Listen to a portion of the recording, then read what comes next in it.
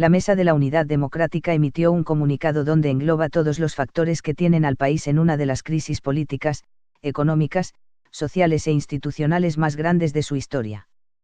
También hacen un balance donde asumen que tuvieron errores, pero también hablan de aciertos en todo el año. Foto, F. Más adelante le advierten a todo el que pueda leer su texto que el 2018 será un año muy difícil, quizás el más difícil de nuestra historia. Por último, se comprometen nuevamente a interpretar las necesidades del venezolano y hacer lo posible por solventarlas. Mensaje de fin de año de la Unidad Democrática. 1. ¿Cómo termina 2017? Nunca antes en su historia republicana, Venezuela había tenido un final de año tan triste y doloroso, y un comienzo de otro tan difícil y peligrosamente incierto. Desde el punto de vista social, Venezuela se dirige aceleradamente al despeñadero. El escenario cotidiano de los venezolanos se agrava con el paso de los días, en una desesperante lucha por niveles mínimos de supervivencia.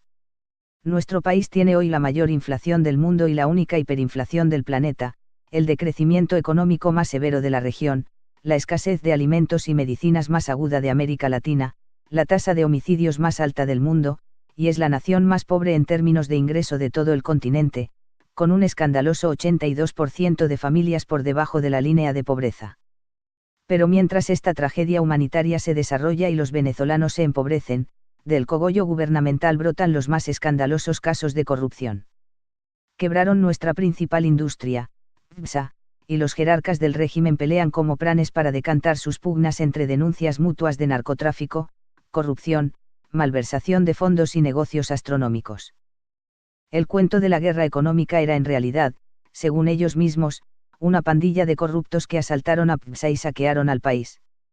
La consecuencia es un país empobrecido a niveles de mendicidad, con los niveles de desigualdad social más altos de los últimos 20 años, y un cogollo de privilegiados enriquecidos que andan en carros blindados, escoltas y aviones privados y con acceso a comida y medicamentos comprados en el extranjero con divisas obtenidas a través del mecanismo de desfalco más perverso, la asignación de dólares preferenciales con discrecionalidad y privilegios.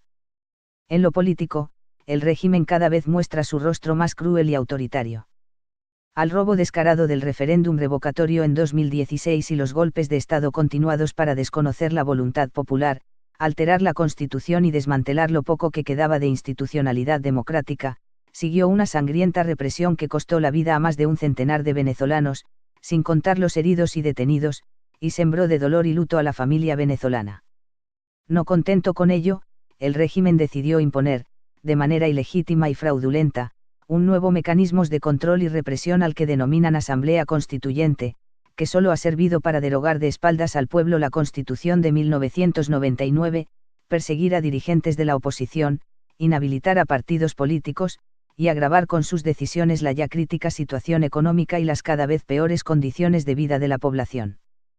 El drama, sin embargo, y a pesar de su gravedad, no termina aquí.